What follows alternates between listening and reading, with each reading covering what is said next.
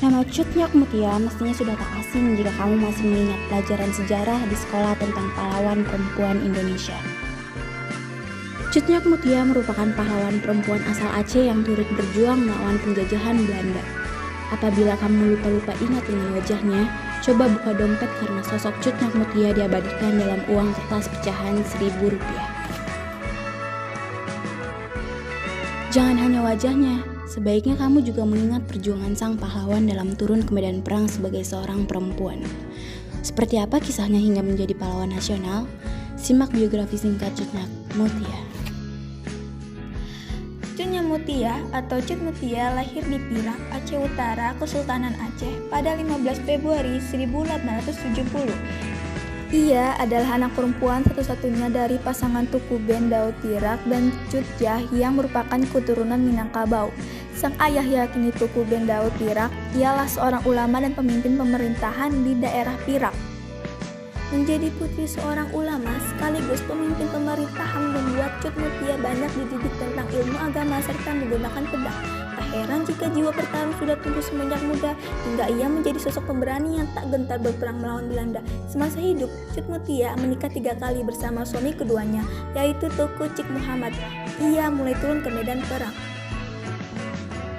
Pada tahun 1901, Tuku Cik Muhammad menyerang Belanda secara mendadak hingga berhasil menghancurkan pertahanan kompeni. Atas keberhasilan tersebut, ia diangkat menjadi Bupati Kurutu oleh Sultan Aceh. Namun tahun 1005, Cik Muhammad ditangkap Belanda, dimasukkan ke dalam penjara dan ditembak mati. Usai suami keduanya meninggal dunia, Cut Mutia menikah lagi dengan Pang Nangro dan kembali terjun ke medan perang bersama-sama. Semasa hidupnya, Cut Mutia dikenal ahli dalam mengatur strategi pertempuran dengan taktik serang dan mundur. Taktiknya kerap membuat pertahanan militer Belanda porak-poranda, sampai ia sempat dibujuk untuk menyerahkan diri.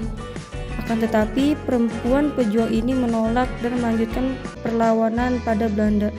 Ia dan Pang Nangro bahkan saling bekerja sama sebagai pasukan yang berada di dalam pimpinan Teuku Muda Ganto.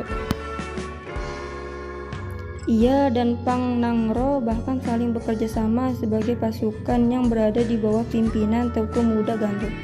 Suatu ketika, pasukan Teuku Muda Ganto bertempur dengan Korps Merkhaus di Payaciem. Tak berselang lama, Cut Mutia bersama pasukannya ditemukan oleh Belanda di tempat persembunyian di Payaciem.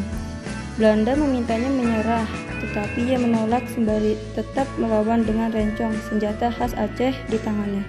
Antara melawan, Belanda menembakkan 3 peluru yang mengenai kepala dan dada Cut Mutia. Cut Mutia pun gugur pada 24 Oktober 1910. Jasadnya dikebumikan di Aluk Kering Aceh.